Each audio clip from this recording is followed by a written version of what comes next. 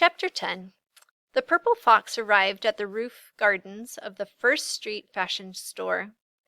"Hello," said Adeline. "I'm so pleased to see you." "Please step this way," said Murr. "Just follow us," said Cecily and the Sultana together. Mr. Monroe and Miss McIntosh were waiting beside a large pair of curtains. Big City's Got Talent. Looks like it's going to be a talent show. First, Cecily and Mumbles performed an interpretive dance. Then the Sultana and Bye-Bye juggled coconuts, followed by Adeline and Murr singing a song. "We're two peas in a pod."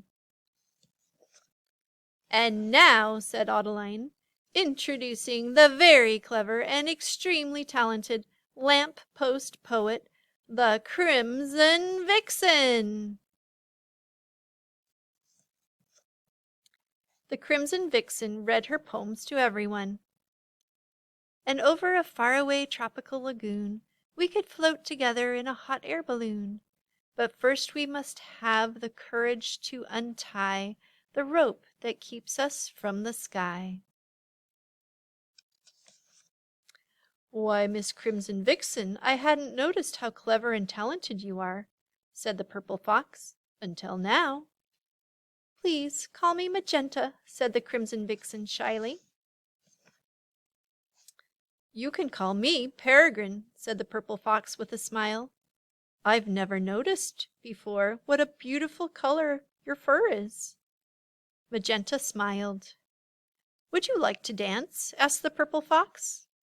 "I'd love to, Peregrine," she said.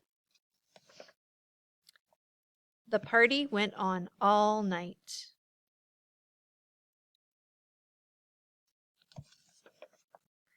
As the sun rose, the Purple Fox and the Crimson Vixen slipped away from the party and, untying the rope, they waved as the balloon sailed up into the early morning sky.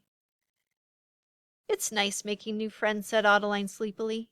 "But you, Mr. Monroe, will always be my best friend." Mr. Monroe didn't say anything, but Adeline felt a little squeeze on her hand. The end.